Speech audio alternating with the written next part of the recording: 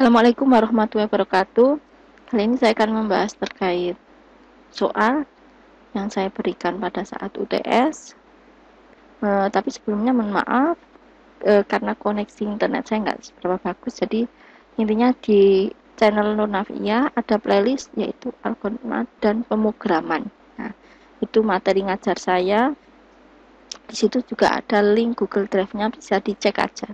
Pokoknya kalau saya niat belajar gitu pasti usaha baca, tidak hanya banyak tanya. Jadi saya berusaha membaca dulu, ngecek dulu, baru saya ngerjakan. Kalau benar-benar nggak paham, nggak sesuai dengan jalan pikiran saya, baru saya tanya gitu.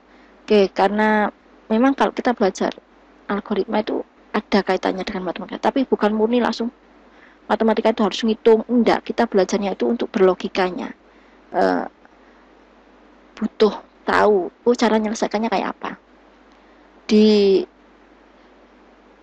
materi yang saya sampaikan itu terkait if ya, sampai if. Jadi if itu mengecek kondisi ya, mengecek kondisi. Di sini if itu ada hanya satu tanpa else, berarti hanya seperti ini strukturnya kalau kita menggunakan Python. Tapi kalau kita menggunakan bahasa Java ya sama. Nah, maaf, ini saya pindah posisi. Nah, kalau kita menggunakan bahasa Java ya gitu, if kondisinya di sini ngecek, nah itu pasti butuh operator. Nah, operator juga sudah saya jelaskan di video, juga ada di playlist algoritma dan pemrograman. Nah, setelah selesai ini dicek, kalau kondisi ini bernilai benar, artinya itu true ya, maka ini akan mengerjakan apa. Jika tidak sesuai, salah, ya udah nggak ngerjakan apa-apa. Nah, kalau di sini kondisi satu, hanya satu, tapi ada else-nya. Jadi kalau kondisinya nanti di sini bernilai benar atau true, berarti ngerjakan ini. Jika tidak sesuai, misalkan kondisi di sini salah, tidak sesuai, berarti ini yang dikerjakan di bagian else. Kalau kondisinya lebih dari satu, nah sama, tinggal nambah else.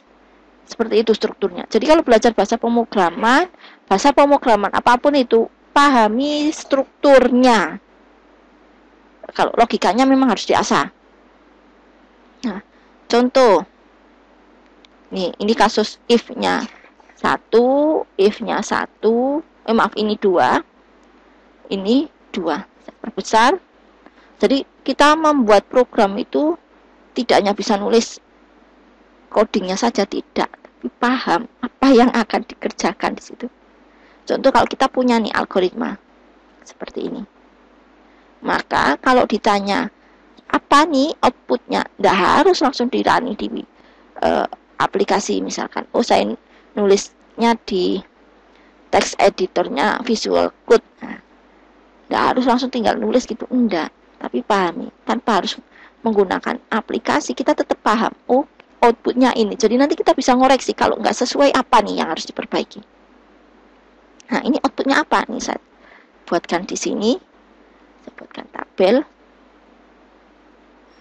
Nih, ilustrasinya. Jadi pertama kalau kita mulai ya udah nggak mengerjakan apa-apa, hanya ya udah kita mulai. Di sini ada nilai A, inisialisasi berarti membuat deklarasi ya. Ada nilai A 75 dan ada nilai B.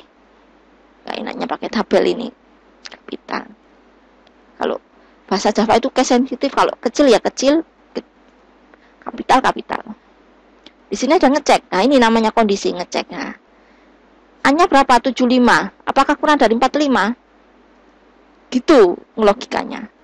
Kalau logikanya oh true, ya udah ngerjakan yang langsung di sini nih. Nah, jika kondisi ini salah, ini kan salah ya, nggak cocok ya. 75 apa benar? Kurang dari 45 kan enggak. Nah, berarti yang dikerjakan langsung di else-nya. Oh, else-nya itu berarti ini false. Nah, boleh dikasih penjelasan gitu. Berarti yang dikerjakan adalah B. Kalau kita menemukan rumus kayak gini, itu sama saja dengan B ditambah 40. Jadi disimpan di variabel B. B-nya berapa? B-nya 45 ditambah 40. Oh, hasilnya 85. Apa yang dikerjakan selanjutnya? Print B. Nah, ini yang dikerjakan kalau else-nya ada 2. Oh, berarti outputnya kalau ditanya, oh outputnya adalah 85. Gini, jangan ditulis print B. Nah, yang ditanya outputnya apa yang dihasilkan. Ini yang soal pertama. Soal yang kedua juga sama. Jadi nggak perlu tiba-tiba langsung di running di program, nggak perlu. Dipahami dulu aja. Jadi kalau kita disuruh memperbaiki code juga akhirnya tahu, oh ini loh code yang salah. Oh ini loh code-nya harus dilakukan di sini. Walaupun sudah menghasilkan output, tapi kalau nggak sesuai, ya harus tetap diperbaiki. Contoh misalkan ikut lomba gimnastik. Lomba gimnastik itu walaupun sudah sesuai programnya, outputnya sudah sesuai, tapi kalau nggak sesuai deskripsi yang diminta, yang nggak bisa. Ya, karena contoh ini ada lomba gimnastik.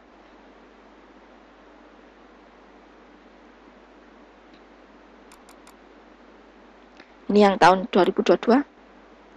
Ini salah satu contohnya. Yang saya bisa ngerjakan itu yang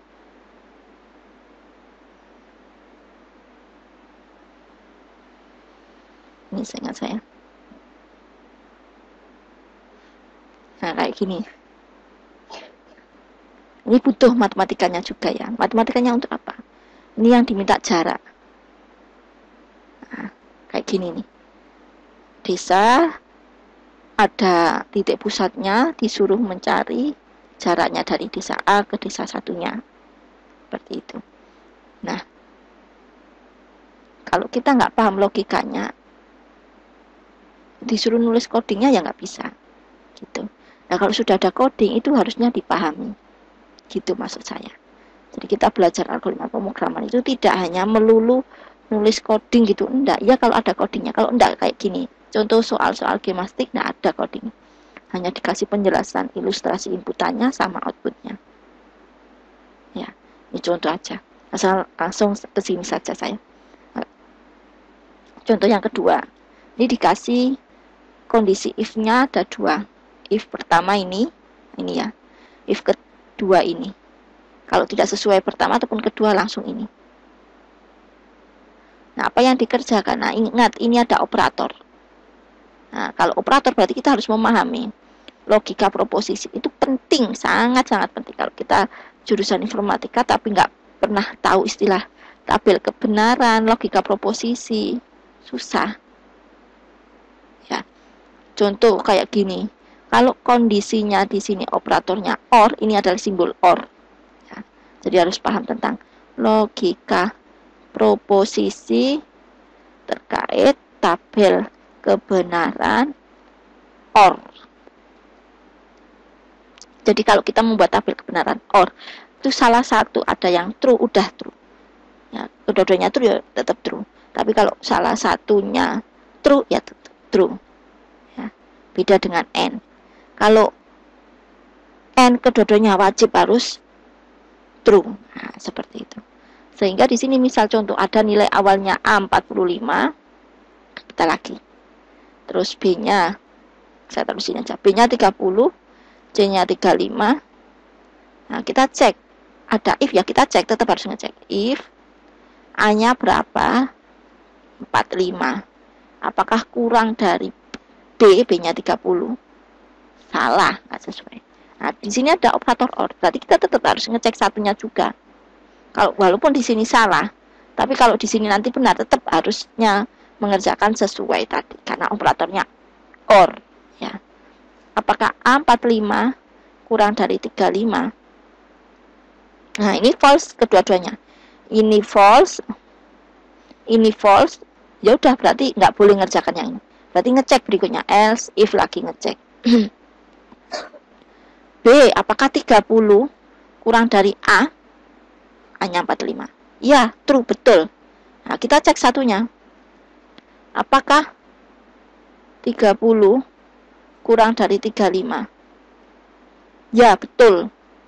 Nah, kalau kedua-duanya true, ya tetap harus dikerjakan ini langsung. Oh, berarti outputnya, kalau ditanya outputnya, berarti baik. Seperti itu. Jadi, kalau kita dikasih pertanyaan apapun itu tetap paham cara berpikirnya. Kalau walaupun kita dikasih langsung code juga tetap harus paham. Oh, ini perkiraan outputnya apa. Kita dikasih code yang salah juga tetap paham. Apa nih harus yang diperbaiki. Itu maksudnya belajar mata kuliah algoritma dan pemrograman. Ini contoh lagi, satu lagi. Misal kita ilustrasikan apa nih outputnya. Ya kita cek satu-satu. Inisialisasinya. Ini operatornya N, ya harus paham tentang tabel kebenaran tadi. Nah, N. Nah, di sini A 45, B 30, C 40. Kita cek. If apakah 45 lebih besar dari 30? Betul. Terus di sini ada operator N. Kalau operator N kedua-duanya harus true, baru bernilai true. Nah, apakah 45 lebih besar dari 40? Betul. A berarti langsung print A. Berarti apa A-nya? Put 45. Selesai. Jadi paham apa nih yang dihasilkan tanpa harus membuat langsung di programnya. Banyak berlatih. Saya aja ngerjakan soal gimastik, maksudnya sama bimbing ya, maksudnya saya bimbing mahasiswa gimastik. Ini gimastik yang tahun 2022. Tapi ini untuk yang pas sebelum lomba, yang lomba dan sendiri pas lombanya. Ini pas pemanasan itu hanya bisa 2 soal. Tapi pada saat disubmit, yang miliknya mahasiswa saya yang ini, yang kertas lipat. Ya. Mungkin itu yang bisa saya sampaikan. Sebelumnya mohon maaf. Terima kasih. Assalamualaikum warahmatullahi wabarakatuh.